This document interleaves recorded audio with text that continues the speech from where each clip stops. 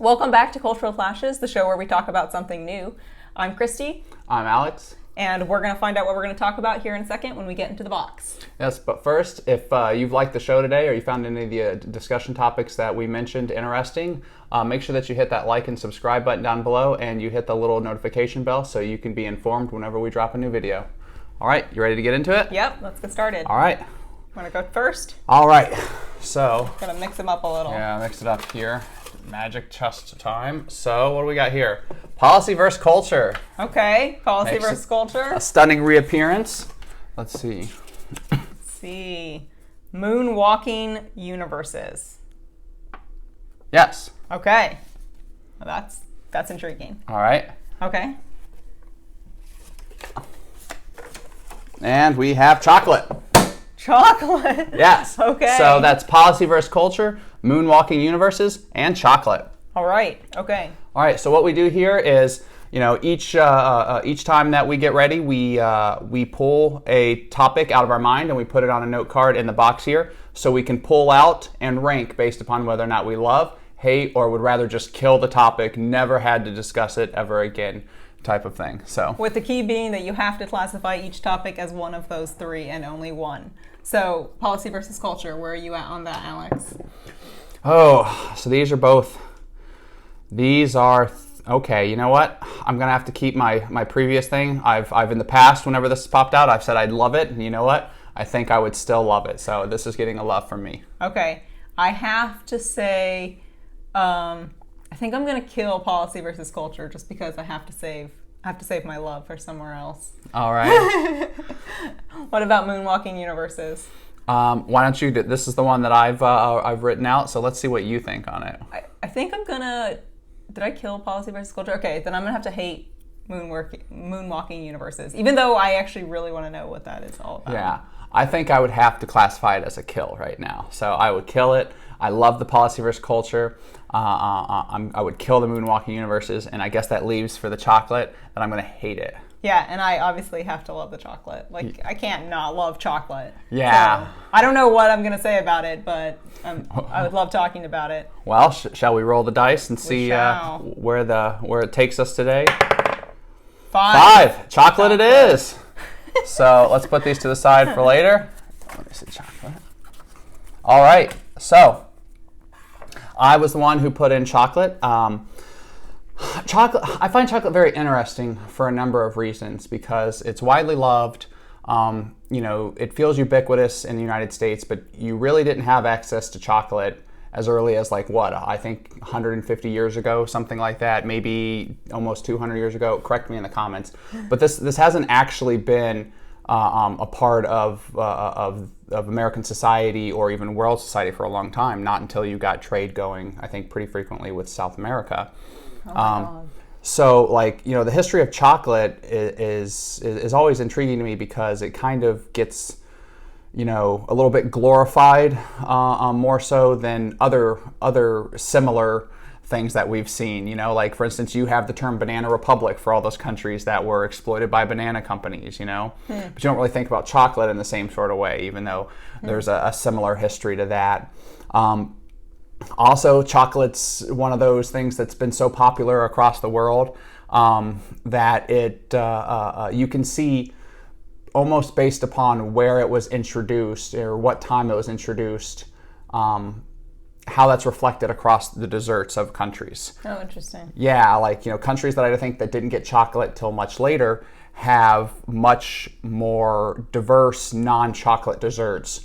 Whereas I think countries who didn't have either a history of unique desserts or something like that have nothing but chocolate desserts. Like a good example, I think, is the U.S., where all the major chocolate or all the major candy bars and candies that you eat and desserts are chocolate based. It's almost expected, unless you're getting something very specific, that the dessert you're going to get is in some way, somehow, incorporated with chocolate, or you can add chocolate onto it.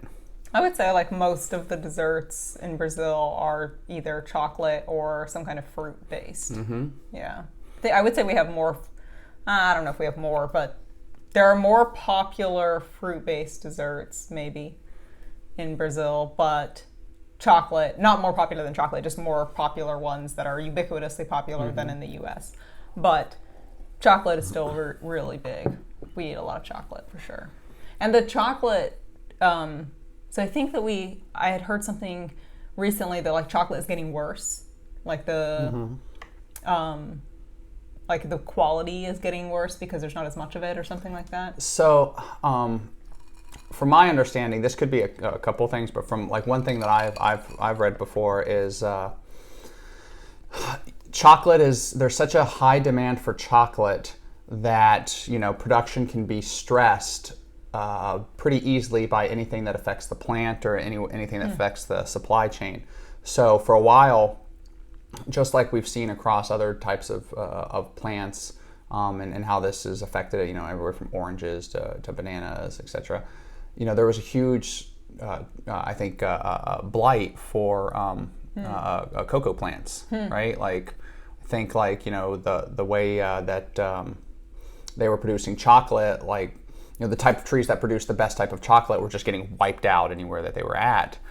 So there was a huge effort to try and create a plant that was resistant to the blight. And they finally made the perfect one. It held up. It was the only one that survived after a blight went through the fields. The only downside is that when you turn it into chocolate, it tasted like crap. Oh no! It tasted bad, tasted poorly, right? So they've like, well, great, we can at least ensure we get the product we need, but it's bad. So like they do techniques like set it out in the sun to dry out longer to get some of the pungent bad taste out, and then they cut it into other chocolate. Oh, really? Yeah. So it's because it's the same source material. It's just you've created a different breed. Flavor. And it doesn't have the same sort of taste that you traditionally like. So they cut it into chocolate.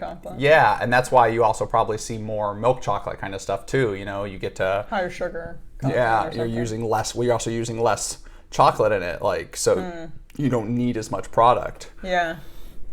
Yeah, that was one thing that was different to me when I came to the U.S. was how much peanut butter is used. Which is funny because in Brazil, there are things we do use peanuts, but not peanut butter like peanut butter is used in candies here. Like the combination of peanut butter and chocolate, that wasn't, peanut and chocolate, yes, but not peanut butter specifically and chocolate like you have in the U.S. And that was one thing I wondered if you guys had less chocolate and therefore mixed peanut butter with your chocolate. It's great, don't get me wrong, but just... No, I think peanut.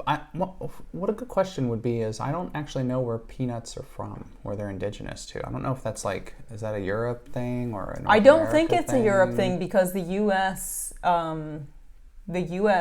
Invented like a peanut press, or I don't know. Make sure you let us know high school social studies in the comments below. I'm missing it, but.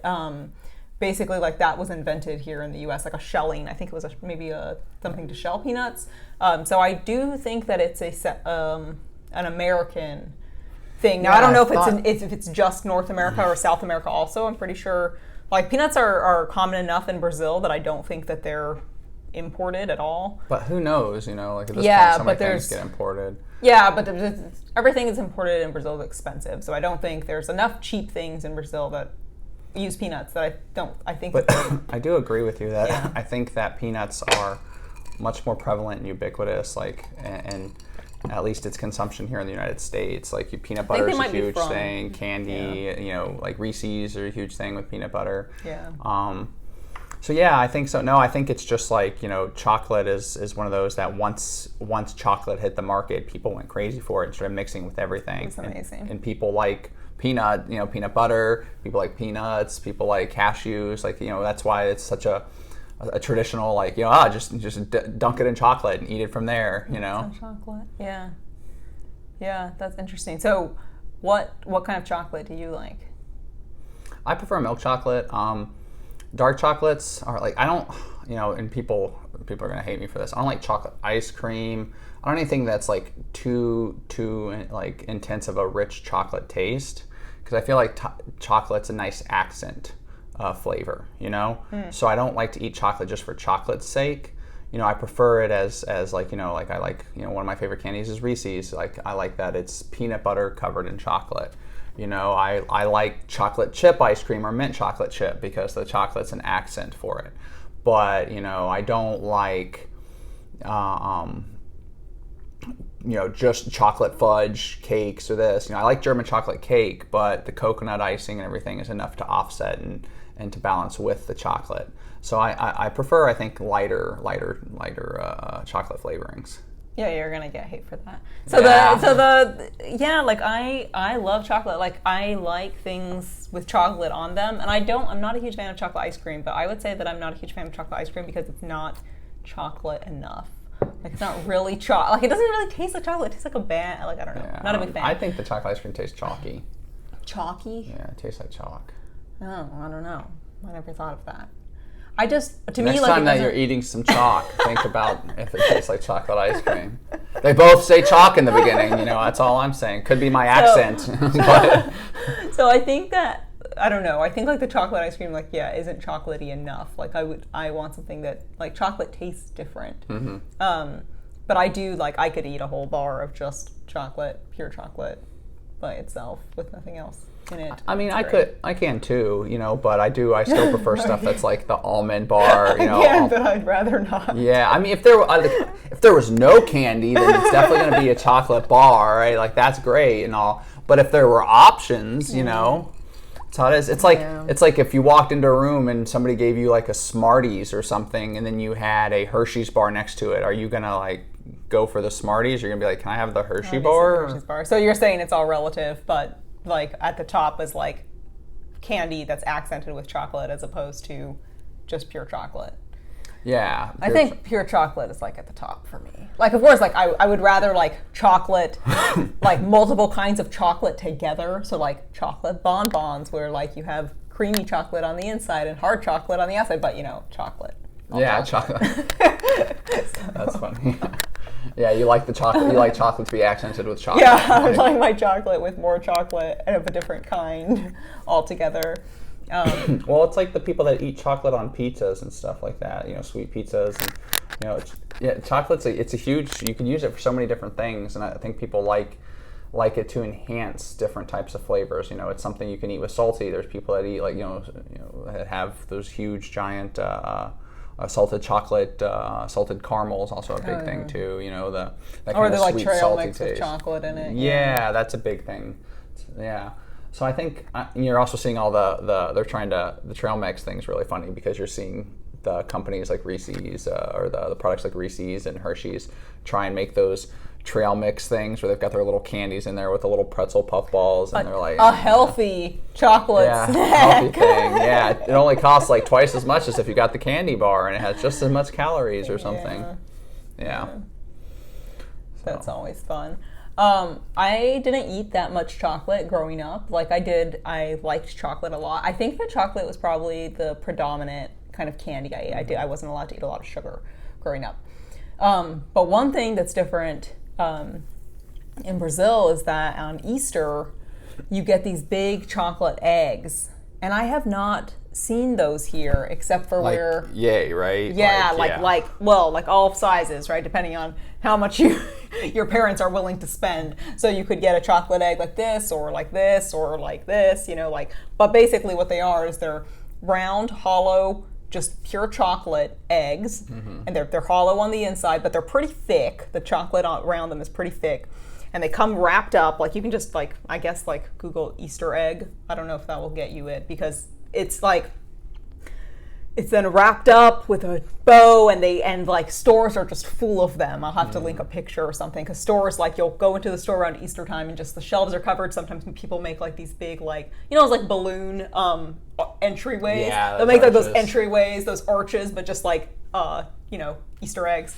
And it's amazing. They're delicious. And usually you get these big eggs, and then you can split it in half usually, and then inside will be a couple bonbons, or when I was a kid, you'd get kind of little toys that you could put together, or little kind of like Kinder eggs, but they're this big, not this big.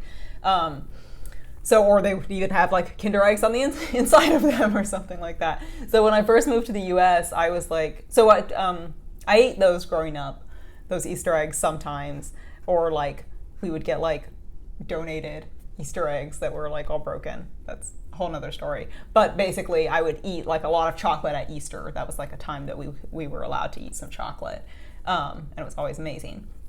And then coming to the U.S., like I was like, where are the Easter eggs? Because to me, here they do Easter bunnies. That's the whole thing. They do the hollowed Easter bunnies. Is the big thing. Yeah, they do Easter bunnies, which I'm pretty sure there's bunnies in Brazil too. But like the eggs are much more ubiquitous. And the other thing is that like it seems like in the U.S. all you do is take your normal candy and then make it into a circle and call that Easter. Like, it's insufficient. That's insufficient. That I think is much more recent.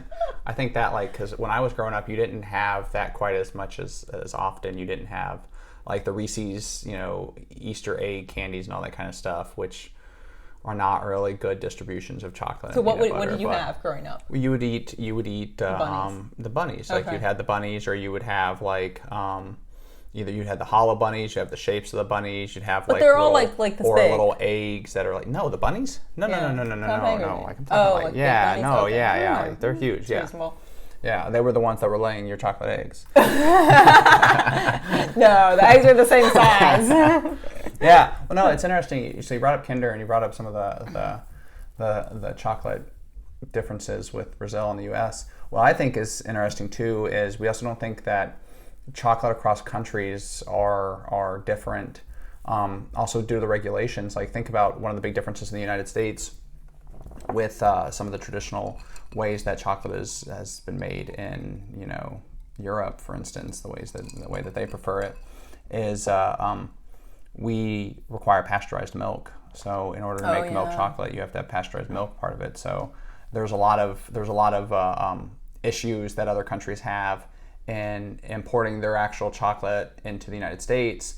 Part of it is due to protectionist policies. Okay. Like part of it's meant to exclude, but some of it's protecting Mars and like protecting homegrown businesses, obviously. But like part of it really is just the standards are different. We require pasteurized milk. We have other things. So if you're eating an egg that a Kinder candy, let's say, that was specifically made for the United States, it will probably taste different than one that maybe you got in Germany or wherever. So that explains a lot, because to me the chocolate in the US does taste different than chocolate in Brazil. And some of it, like I've liked some of the candies that I've encountered here. So like I never ate peanut butter M&Ms until I moved to the States.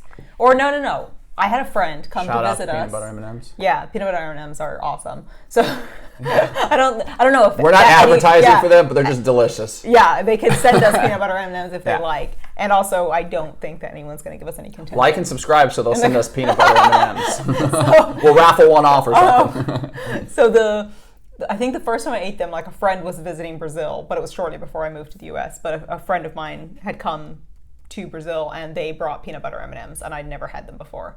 And then it's funny because you can get like Snickers. I'm trying to think if there's any other chocolates that I encountered. Like Snickers you could buy in Brazil, but they're like ridiculously expensive for like a little Snickers. I don't think Kit Kats. Really? I don't remember ever seeing Kit Kats until I moved here. When I went to Japan, I think you could get Kit Kats. I think it's because there is like just a handful. It's because it's different markets. It's based on whatever they can get in there and actually takes off. So you'll see like a smattering of like American candies across, or what you think are American candies, but probably are also European candies. But you'll see a smattering of candies that you're used to in a bunch of different countries, but it won't be the same. The grocery store or the gas station won't have the same wall. It'll be like a handful, and then a bunch of other like candies that are popular there, or it'll be product tested stuff that didn't do well in the United States but did well there. Like strawberry Kit Kats is something that you would see in other countries, but you really wouldn't see here. For Doritos is a good example. Taco flavored Doritos. Didn't exist in the U.S. for a while. I think they like existed originally. They were one of the original flavors. Then they didn't really get pushed in the U.S. for a while, and then they were big in like Japan and other places. Interesting. Yeah. So you'll see that kind of stuff, like interesting sub flavors of candy that were just more popular due to the I guess taste preferences in other countries. I want to say, actually I have no idea why it's the case in Brazil, because like I grew up eating European candies. Actually, like I thought like several brands that I've since learned are European brands. I thought they were Brazilian for like my entire childhood because they were just so ubiquitous in Brazil, like Nestle and like Balduco, which is like I believe Italian. I thought the same thing about Nestle too. Like when I was younger, of course, when like I was that a kid, it was American. Yeah, yeah, right. It's so funny. Like when you I think like when you find out, like, oh my god, like that's that's not, you know, like some things I always knew were American. Like I always knew Nike was American. Although, funny story, I don't want to digress too much, but I always thought that it was called Nike. Like, you know, it's written like the word like, and so why wouldn't it be pronounced Nike? Well, and then the thing is that Brazilians, when you have a word, like if they English-speaking Brazilians, or when they're just learning English, like their impulse is to say E when there's an E at the end of the word. So like they'll pronounce like, the word like, as likey.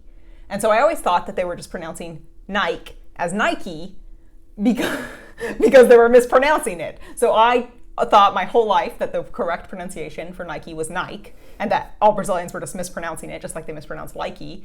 With like as likey, they were just pronouncing Nike as Nike. And so I came to the US like saying Nike, and then people were like Nike, and I was like, what? What? My mind was blown. But yeah, like that's how like I felt about like these brands like Nestle, and like I just thought like, well, they're Brazilian. Like of course they're made here. It's hard to tell. I mean, even if the name's just like, oh, Nestle, wouldn't you think doesn't that sound like it's, you know, from a different language? Wouldn't you imagine that's not as like, well, no, because I don't think like Mars is from, you know, the planet. So names can be whatever you choose. So that's it's one of those. I think you just get used to it, and since it's so familiar or similar and familiar to you, you just get comfortable. Yeah, you're used to seeing it everywhere all the time, right? So like, of course, it's from here. Yeah. But the chocolate, I would say the chocolate does taste different. I do think that I don't even know how to qualify how it tastes different. I do think it does. I think there's also a different way that chocolate's like actually maybe, you know, put together here for candy bars is probably different in some ways. You know, we don't do bonbons quite as much. I mean, there's the Lent and stuff, but like, you know, which we don't do, but like we don't do bonbons as much. A lot of ours are candy bars. So I think that probably has an impact.